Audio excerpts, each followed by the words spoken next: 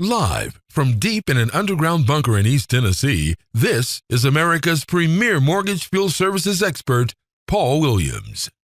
Good evening, ladies and gentlemen. I'd like to welcome you back to another edition of Foreclosurepedia Podcast. Foreclosurepedia Podcast presentation of the Foreclosurepedia Radio Network and premieres each Sunday. Today is the 5th of December, 2016. It's actually a Monday. The time is 19:15 hours Eastern Daylight Time.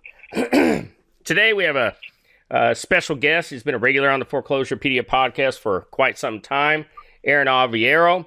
Aaron Alviero is the webmaster and proprietor of All Day LLC.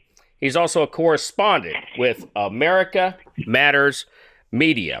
And tonight, ladies and gentlemen, we're going to sit down and we're going to talk about two enormous things that Mr. Alviero and I have spent the better portion of our career fighting upon and for. One, we're going to talk about the obvious financial insolvency of the National Association of Mortgage Field Services regime, and we're going to talk about HUD. HUD getting it real. Aaron, you out there? Yeah, man. How's everything back on the East Coast? Oh, cold. Got a lot of rain pouring down here. You know what it reminds me of? It reminds me of the future of NAMFS. That's what the weather reminds me of out here. How about you? Boy, I tell you, you know what? I don't know how any organization can operate in the mode that they operate. I mean, if you're a business and you operate in the red, eventually creditors say, hey, you know what? You got to shutter your doors. So I don't, I mean, you really got to wonder if there's not a cozier relationship with the financial institutions than we think there is or we're aware of. I just, there's a whole lot wrong with that organization. They're operating that far in the red. Excuse me. Well, they finally pushed out, they actually sent to me registered certified mail, a copy of their income tax return that I get. And here's the irony. I didn't even sign for it. So crazy shit. But anyway, we got it. And I started looking at the numbers. And I'm going to tell you what, they're definitely not associated with the banks. There's not going to be a bailout. They sure in the fuck are not associated with the mob because they'd all had their dicks cut off. I mean, let me give you a number here. NAMFS, somebody would have, huh? Yeah, NAMFS posted a negative $47,283 as revenue for the fiscal year 2015. Now, I'd have been embarrassed to put that down. And over the past, since Foreclosurepedia and also yourself, since we've waged this war, since the Foreclosurepedia Nation has brought its war to the doorsteps of Eric Miller, 5 years. In 5 years, they only made $4,000. How much have they hemorrhaged? Well, almost $500,000. That number you just said, 47,000. Yeah, the number you just gave for last year, 47,000 in the red. In the negative. My understanding now, again, I might have my head out the window catching a lot of hot air, but my understanding is the executive director, Mr. Eric Miller, makes about $120,000 a year. Well, you're about spot on. $120,215 per year. But Eric's not the only one. Well, how can he make $120,000 if they're $47,000 in the red? That's kind of like, did he learn something from Mr. Hummel when he was there, like embezzlement? Well, what's been happening is that they've been tapping into their cash reserves. And actually, their cash reserves now are at $27,403. So that means Miller can get paid for 2 months. If they pay taxes, a little less than that. But listen to this. Wow. The membership, that must mean membership is jumping ship, too. It's declined by $41,340 just in their last tax return. Bearing in mind, a membership runs about $350 per person. His salary now consumes over 75% of all member dues. Man, now here's that's insane. I don't understand. I don't understand how the IRS can let them keep operating. Here's a number that we've asked for clarification, and Mr. Miller and his cronies have been his all-white board of directors. I mean, God bless Black Lives Matter there, huh? But here's a number we've been trying to get clarification. $84,000 in compensation to disqualified persons as defined under Section 4958F1. So, now everything... What is a disqualified person? Well, everything that I've read, generally it refers to a spouse or somebody who is intimately or closely related to a board member. They refuse to clarify. And in fact, this has been an $80,000 plus a year payment that's been going on for the past 5 years. Okay, wait a minute. Let me see if I grasp this. If I have a wife, she can be a disqualified member, and that organization can give her $80,000 just for being whatever? While I'm not a legal lawyer nor giving legal advice, that's the way I saw it. I suppose that's what. Yeah. I suppose it could be. I mean, wow. I mean, I suppose it could be half a dozen transvestites with cocks as long as your fucking knee. You know, that were being paid. Well, you know, I was just going to say, it sounds to me like they've been paying real close attention to the Obama-Clinton shenanigans going on. Oh, absolutely. That's the kind of stuff they pull. They shake their left hand while they're doing something with the right hand in your back pocket. You know, I mean, they could have been flying, you know, to that great island, you know. I mean, I just don't know. Nobody knows other than Miller and his cronies, and they're refusing to tell us. Incidentally, in full disclosure, that's right, Foreclosurepedia filed yet another NAMFS 13909 complaint based upon their lack of transparency. There's some other numbers I found really interesting. $3,800 on legal fees. Their CPA gets $6,000. You gotta love this other one. This term on the IRS return is called other. So no definition, no nothing, just other money that vanished, $16,500. Now, that was somebody's golf fees or something. Well, you know, or once again, I'm believing, my opinion is, once again, this is, you know, perhaps a horse-cock tranny got paid. I mean, I don't know, because no one will tell me. You know, and again, I don't understand, and maybe it's because nobody's actually brought this to the attention of the IRS, and they've been able to fly under the radar so long, like they did with layering the. I mean, the reality of what happened in property preservation from 2009 to today is NAMFS systematically layered the industry, selling franchises, so to speak. I mean, because I can remember back in 2009, the scuttlebutt was, sell your company, start a new one. Sell your company for $1 million, sell a new one. And people were actually doing that. They were selling their business for $1 million. And for example, you have a contract with Field Asset Services back in 2009. I want the contract for the state of Nevada. I'd buy that company from you for $1 million, but you keep the contract with FAS on the condition, me and you, our contract, the condition of that contract was you would provide me a workload. And they did that, and they did it very systematically. And now you have this big pyramid that's caved in on itself, and it cannot sustain itself anymore because the butt wipes down at the back end of this mess that are the third, fourth person in line to get the work can't pay the guy that's actually investing his money to do the work. And that is, to me, when Eric Miller watches this go on and he doesn't put his foot down to stop it, that's wrong. I could see it getting out of control, but he did nothing to contain it and stop it, and he's known for a very long time. He's known since 2011 that I know of. That's 5 years. Well, he's known a lot longer than that because he took Tim Dahner's job. Tim used to get paid, 30 plus K a year. Miller walked on board, 90s, baby. But I want to give you some, in our listening audience, some other numbers.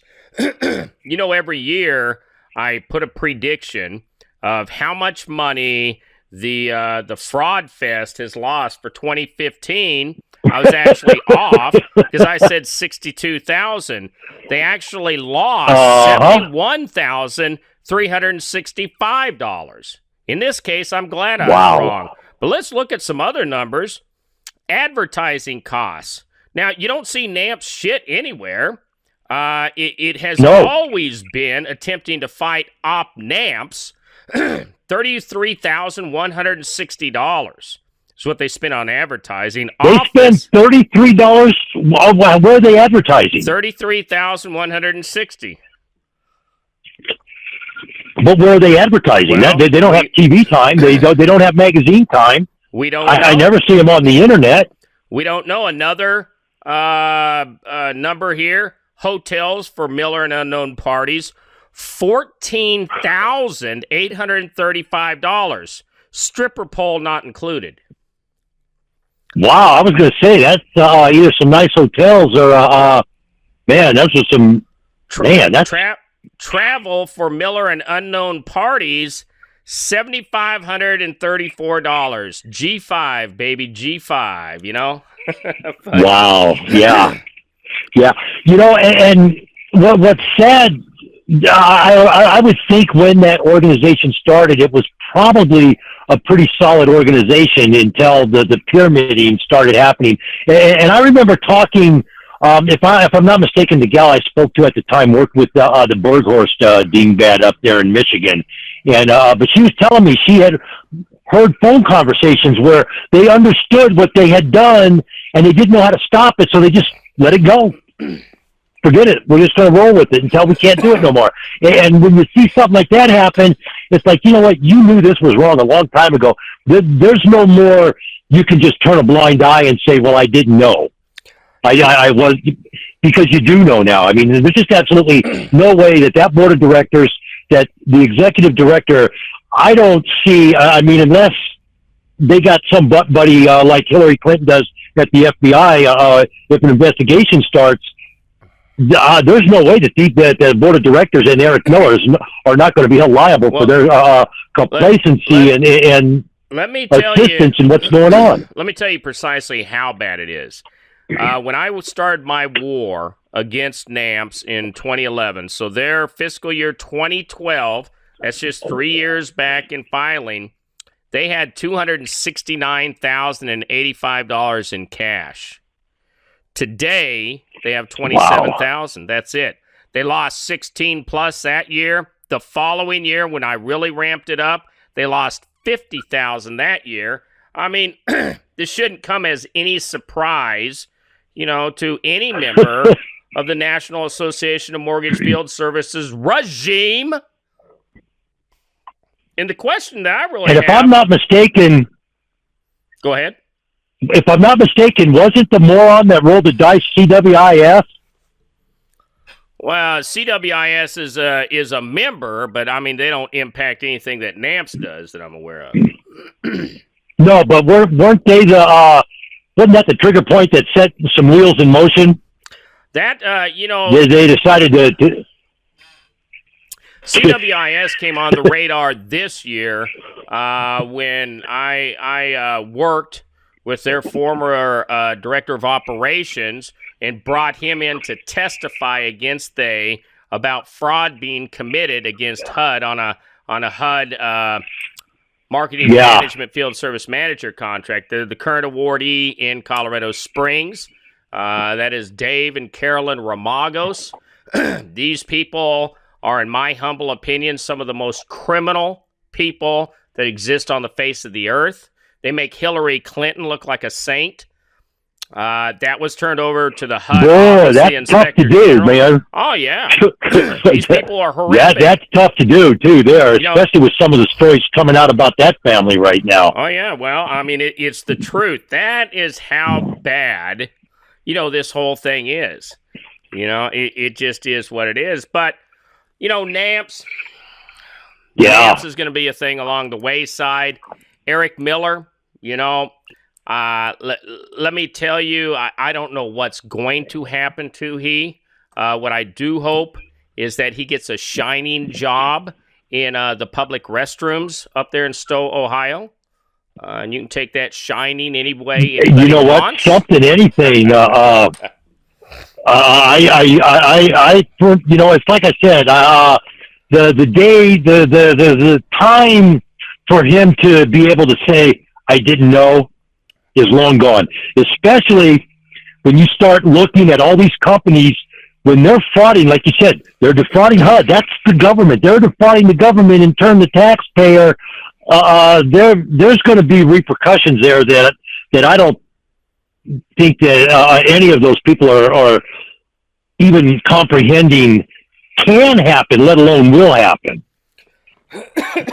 Yeah, and in all fairness, NAMFS per se is not defrauding HUD. Its membership are, and it is my humble opinion that the entirety of the all-white board of the regime, its membership, its offender members are defrauding HUD. No two ways about that. Oh, yes. And that's a good segue. We got, so we have HUD 310. Field Service Manager contract was just released, and boy, ain't that some shit.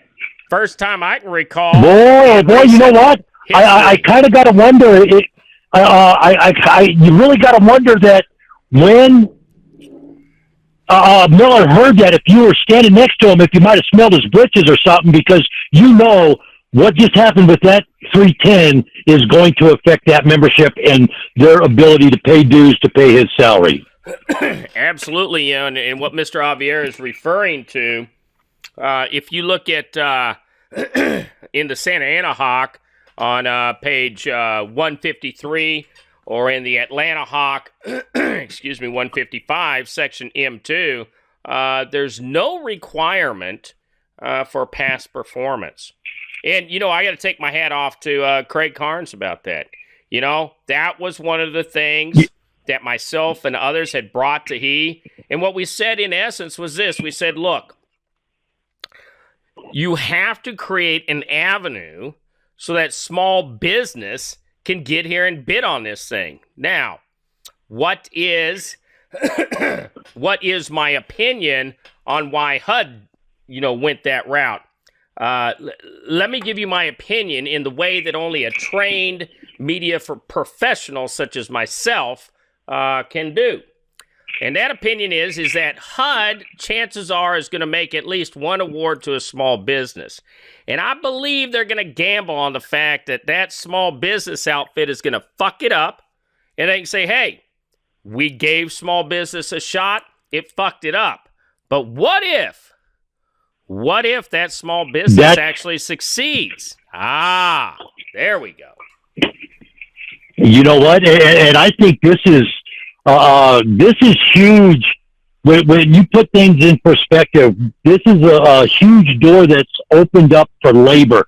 I mean, when you get somebody like Brett Douglas, who's capable of facilitating and mobilizing an entire area really in a short period of time, I believe he could do it. I don't know, maybe Jerry Hahn up in Pennsylvania could do the same thing. But when you look at their ability, they don't no longer have to play second fiddle, so to speak. They can toss their hat in the ring, and they have the general know-how and the knowledge right now to where, I know Brett Douglas has kind of moved out of preservation work down there with Team Ironclad. He's moved more into the landscape maintenance, but it wouldn't matter if you had a house cleaning service. You have some kind of experience in preservation work.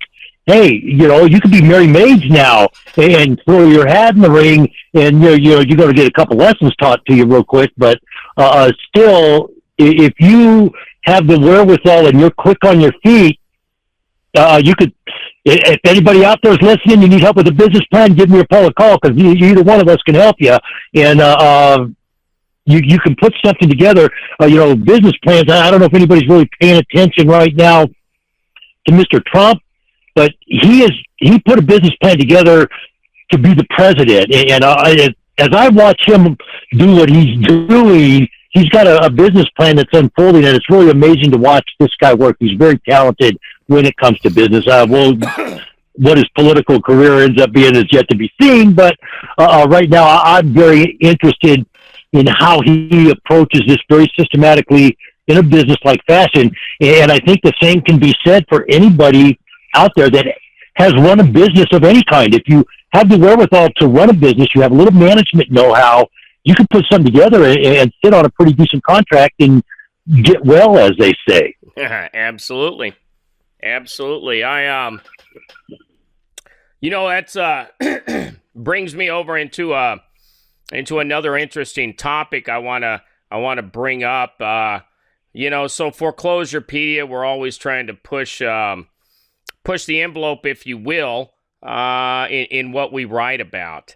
And so I had I had the privilege and honor of speaking with a gentleman by the name of Commander X.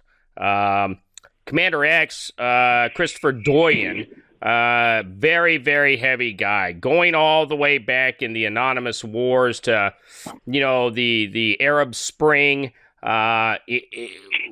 He, in essence, became a political exile. So he went to Canada. It's a very long story, but he has a new book out. And the reason I'm bringing this up is I did a long written interview with He's been very kind to speak with me, and I just want to bring it out. Folks, I got a link. When you click an article, you're going to see it on the right-hand side. I don't get a penny for this. This is Commander X's book. It's the first one that's ever really been written about Anonymous by a member of Anonymous. And look, this guy wasn't just rank and file. And I'm not going to get heavily into the book. The book's entitled Behind the Mask, an Inside Look at Anonymous. This is the first time we have people who talk about Anonymous. I wrote a huge series on Op ISIS and such like that. This is the first time that we've had a guy that, in essence, since post 4chan days, post Opchanology days, has really come out and penned a lot of information. I want to say just a little bit about him. Commander X, also known as Christopher Mark Doyen, has been a human rights and information activist for 35 years, beginning with the fight to end apartheid in the 80s when he helped to found the People's Liberation Front, and culminating with his deep involvement in the movement known as Anonymous. Commander X has spent over 3 decades fighting for a truly just and free world.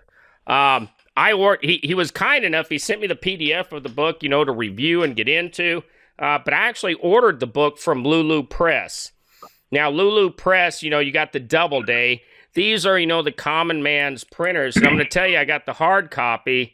It's a badass book, brother. I mean, it's well put together, shipped to me, excellently packed, incredible, great read. Not all that long. But I want to encourage anybody who's listening tonight, click that link, buy his book. Commander X, damn good brother, man. Speaking of, tomorrow is the day that, as our president at the time said, the day that will live in infamy. Roosevelt. Pearl Harbor Day. Yes, Pearl Harbor Day. And to all those that never got to say Happy Father's Day to their father that was lost that day, our sympathies go out to them. Amen, brother. And the tragedy, the tragedy is with today's modern education, most people don't even know what Pearl Harbor Day is. Now, I'm seeing things right now. I don't know what they're teaching right now.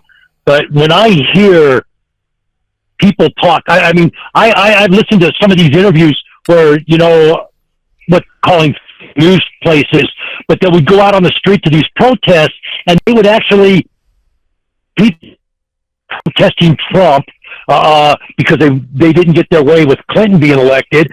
But when you listen to them talk, I'm like, oh my God, is this what half our country is, because according to the numbers right now, half our country voted for that dingbat Hillary, or as I call her, Shillery Clinsanto.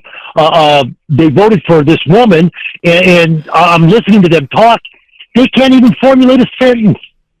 You know, and I thought my vocabulary was poor. These people can't even formulate a complete sentence or thought, and it really makes you wonder with the comparisons that are out there right now of what Clinton was doing and Obama's doing with Hitler. I mean, they parallel each other. So it just, man. I want to interject there, because I think that kind of sentiment can be on both sides of the aisle. The unique thing about Trump is that he's not, if you will, a political wheel. But the jury, at least my jury, is still out on what's going to happen with This is a madman on Twitter. And all bullshit aside, for all the change everybody wants, excuse me, and I apologize, ladies and gentlemen, we have freezing rain here. I think I'm coming down a little bit with the flu. Excuse me. But we're going to be 12 degrees tonight, so I'm right there with you. But with that said, I'm extremely concerned about what's going to happen when he takes the White House. Had Clinton been in there, I would have been extremely concerned regardless, whoever it is. So, on either side of that aisle, though, we got fucking ignorant, stupid motherfuckers. Myself personally, and I'm a veteran, I never have voted, and I never will vote. 2 reasons for that: because my vote does not count. The Electoral College determines who gets to be president. The second reason is because I've always felt that if I'm in the position to be opining upon political matters, then I probably shouldn't vote, because that would make me biased. I hate everybody equally, My thought on this Twitter deal with him, though, and this is just me, my humble opinion. I think he prefers talking directly to the voters, talking directly to the people, versus having the press filter everything and twist whatever he says. He's got a beef with the press, so he's not going to be able to communicate through the press like everybody else has done. And the reality is, when you look at what the press, I'm really like, wow. Right now it's almost difficult to say I'm involved in media when I see what media is doing out there. To me, it's disgusting that you would slant everything one way and not report the facts. And that's what a lot of mainstream media did during this election. They did not report facts. That's well and good. The problem with he going on a rant on Twitter is that, take Taiwan, for example. He just made some statements on Twitter, and we got China taking it out on Taiwan. So I want you to ratchet that up. So let's go ahead and talk about what's going on over in Russia, for example. So we have Putin. Putin's no bitch. This is a man who ran the KGB, runs the FSD. This is a powerful motherfucker. Trump gets pissed off one night for whatever reason and blasts something out. Look, we're you can't take it back once it goes out. Well, and this is a problem. Wars have been started on far less. Look at the assassination of Archduke Franz Ferdinand in World War I. That's what I'm most worried about, because in the same way that Foreclosurepedia brought real-time communications to this industry, we exist in that world now. And so Trump going to bed at 11:05 p.m., and it's 12 noon in Moscow, whatever it may be over there. I'm wrong on the time zone, but they're waking up as he's going to sleep, and if that shit sits there 6 hours, we might go to DEFCON 5 in minutes. Yeah, it is, but I don't know, just me, it's refreshing to see somebody in the White House who is not politically obligated. And that, I think, is what is the attraction there. I'm willing to give this guy a shot and say, okay, you know what? You're a good businessman, and I think, but now, correct me if I'm wrong. We're going to hear that little mousy sucker with the big ears out of Texas if he's successful. You know damn good and well you are going to hear Ross Perot. I told you that businessman could do it better. Sooner or later, if Trump is successful, he's going to come out of the woodwork. Excuse me, he may not. What I do know is that, so I've been to Washington multiple times, both as a civilian and in the military, and when I was a student. And here's the reality: the Beltway is a far different world, and it depends whom you're going to associate yourself with. Let's take George the Younger. The reason he could do what he did was he had Karl Rove. And I just do not see that type of mouthpiece, if you will, in there yet. Does he control House and Senate? Sure.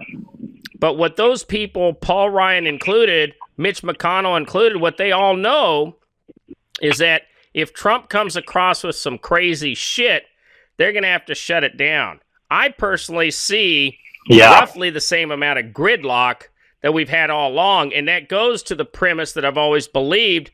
The president doesn't really do a lot of shit anyway. Some executive orders and some fucking pardons, and they enrich themselves. Other than that, our problem is in Congress. Yeah.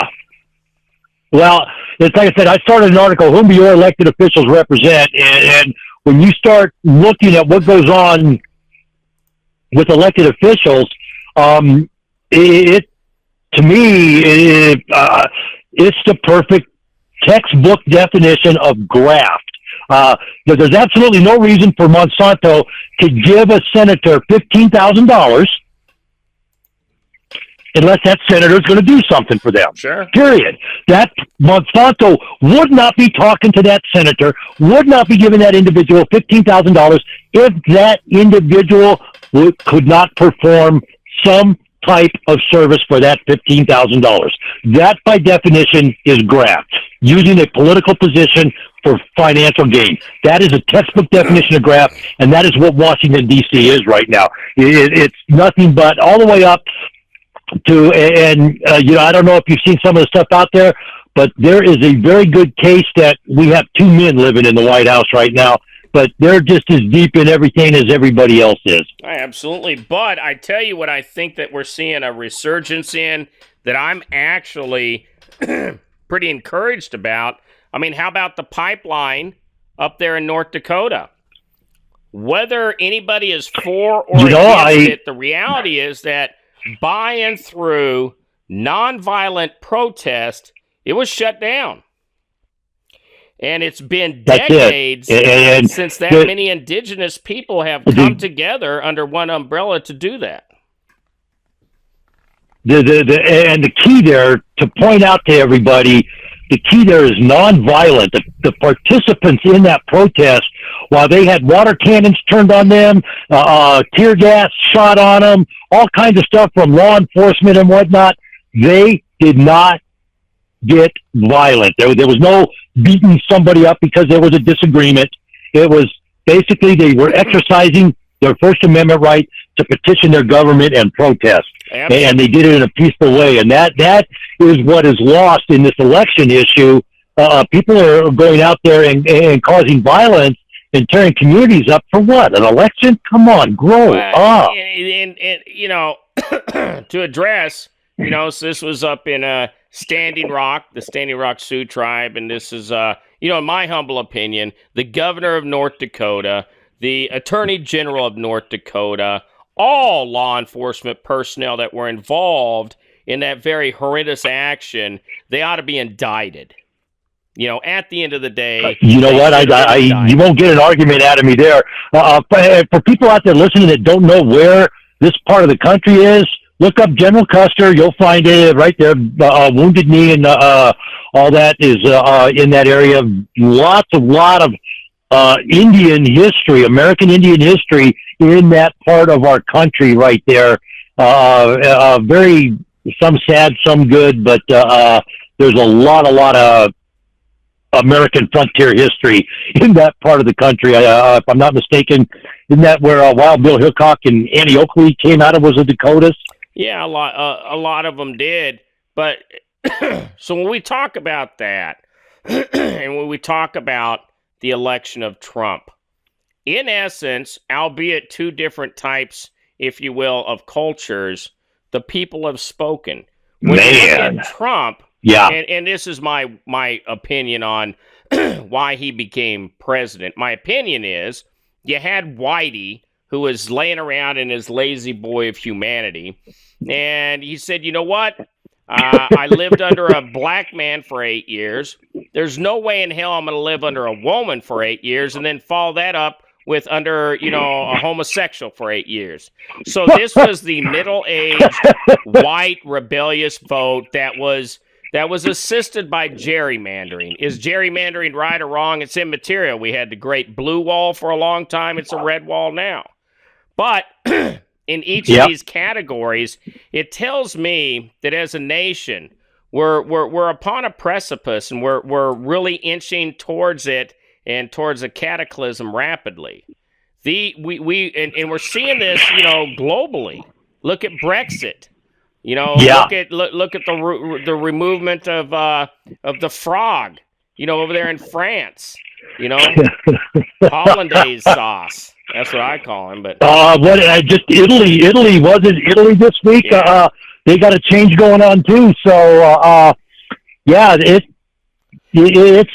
people. It's kind of like something that's slow rolling going here right now. But we'll see what happens. We're doing a 180 on globalism, is what we're doing. And this is more of a backlash. The reality is, though, that globalism or not, our problem is not globalism. Our problem is the Fed. And so when we have an entity based upon the M3 dynamic, modern money mechanics, wherein for every one tangible dollar you have, you can loan 9 against it, where you can loan to enormous corporations at 0%, and the very people who consume that money on credit cards are paying 21.99%. What I see is the fomentation over the next couple of years, probably of extremely violent upheavals. And I do see that. Mathematically, look, last month foreclosures shot up through the roof. And all the wonks were saying there's no bubble. Look, goddamn, when you have the median home price, let me finish. The median price of a home in San Jose, California is $1 million fucking dollars. You're in a bubble. But more on point, last month was the largest global bond loss in recorded history. 1.32 trillion. Wow. Yeah, I stand by my predictions. Wow. Q3 of 2017 will make 08 look like a joke. Well, you know what? I honestly believe that when you see numbers on the stock market, like they're saying it's over 19,000, and they're making this big hullabaloo over that, I'm thinking that's highly inflated, and it should probably be around 13 to 14,000. And that's basically what happened with the housing market. When you get one area of an economy that collapses, and the economy is, really dependent on it, it really does, like you say, it creates that bubble thing. And where's it going to go? It doesn't have, there's only one way to go. Yeah, and everybody had predicted doom and gloom when Trump was elected. But the markets went up. But here's the irony, that even though they're going to go up, they're going to have to catastrophically collapse. There's no two ways about it. No way in hell. We should have never been at 19,000. But, it is what it is. So how's the world treating you out there these days? Well, I'm getting ready to do some stuff that I was just going to say. I have a bunch. I've come across this project that I'm working on. I've come across a lot of old AT&T telephone telegraph glass insulators, the poles, the timbers and stuff. And I've actually drilled a few of these glass insulators out to make solar lamps out of them and stuff. So look on the website, and I'll probably be getting into the Etsy, Amazon.com, all those. I'll get into some of that stuff. Get a page up on there. But look on the website for new products. I'm going to be rolling out some new products on the website. I'm going to be moving in. I'm really starting to get heavily vested in this GMO issue. More and more studies are coming out. Every day studies are being released that should have been done. They should have been completed back in the late 80s when this technology was being developed into the 90s, instead of being having papers written substantially equivalent. Today I published the 10th piece, and it will be the final piece of the GMO potato. The white russet potato, it's a genetically modified potato. 9 and 10 are the two big ones. 9, I cooked the potato, did a little taste test. 10, I actually compared the labeling. I had information from representatives from the two companies on the potatoes that I did talk about. And basically, not to bang a company or anything like that. I wasn't trying to say this company's bad, this company's good, blah, blah, blah. What I was trying to show was information and be informative so people can make a conscious decision. Do I want to do this GMO thing? Do I want to have organic, conventional food? And, of course, the big thing with me, I make dirt. And I firmly believe what you put in the dirt goes on the table. I'm sorry. So it's just something to think about. When you put poison in the dirt, it's going to end up on your table. I don't care how you cut it, whether you grew it to a cow, a pig, a goat, whatever. It ends up on the table in some form. And right now, about 90% of products out there on the grocery shelf that are being tested are coming back positive with extremely high levels of glyphosate. So, if you're looking for GMO or technology information stuff, I'm going to be getting more into that on the website and pushing some stuff out there, and see if I can't get a couple guest writers. And the other thing on that issue right there, we're still exploring developing a radio show on that part of the industry to see if we can't generate some interest that way too. So. Well, there you got it, ladies and gentlemen. GMO French fries brought to you by Bear Aspirin. That's it right there, man. And, that's the big news in the GMO industry right now. Monsanto and Bayer, those are the two chemical giants other than Dow and DuPont here in the United States. But we're on a global level, Bayer and Monsanto merging, where anybody comes up with $66 billion, I don't know. But why, on the subject of glyphosate, I just throw this out there. Make no mistake about this. This whole GMO issue that you see going on, if you get involved in any of the discussion threads, it's just like watching the Democratic Party, because Monsanto has all these people that come in and immediately put you on the defense, attacking your statement, all of that. You don't have peer review. You don't have this. Hey, it's my opinion. How many people need to peer review my opinion, you moron? But all of a sudden you're stupid. You're a scientific phobic. You're technologically challenged. What else have I been called here? Agriculture creationist and stuff like this. And I told the guy that called me an agriculture creationist, I said, hey, if I was an agriculture creationist, I'd be on your bandwagon, you idiot. Well, you understand what I was saying. I'm an evolution person, so that is one of those things there. But the glyphosate, this whole GMO issue is specifically, the whole rule is to sell a chemical, and the chemical is glyphosate. And wrap your head around this number: $1.9 billion. That is how much Monsanto profited from glyphosate in 2015. So you cannot tell me that this GMO issue and all the smoke and mirrors and everything going on is not to sell a chemical, because that's what it is.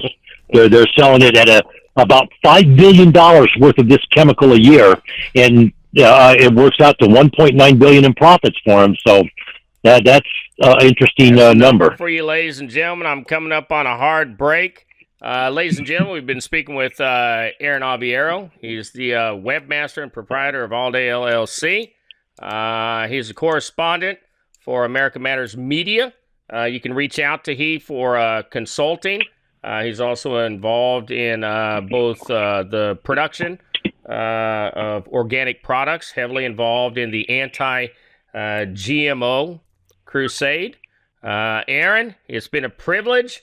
Hope to see you here back next week or in the future, my brother. Hey, you know what? I will be here, and who knows? I may have the traveling shoes on soon and be headed that way. So we might be able to sit in the studio again like we did when you were out here on the West Coast. I hear you, my brother. All right.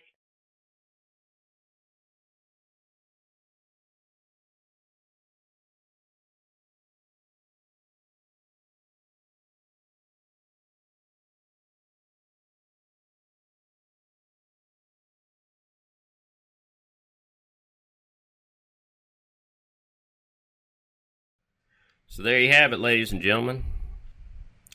As usual, you may reach me on Google Plus at D. Paul Williams, LinkedIn, Paul Williams, and the LinkedIn group Property Preservation Consortium, Twitter, Foreclosurepedia. We stream all our podcasts on iTunes, Foreclosurepedia. We have our screencasts over on YouTube, the Foreclosurepedia channel, and always at foreclosurepedia.org. We'd like to give a special shout out to Amazon.com, whom provides our S3 podcast and video storage, and Cloudflare for hosting Foreclosurepedia in 24 different geo-positioned servers, pro bono as well. If you have any questions, comments, concerns, feel free to give me a shout out. CEO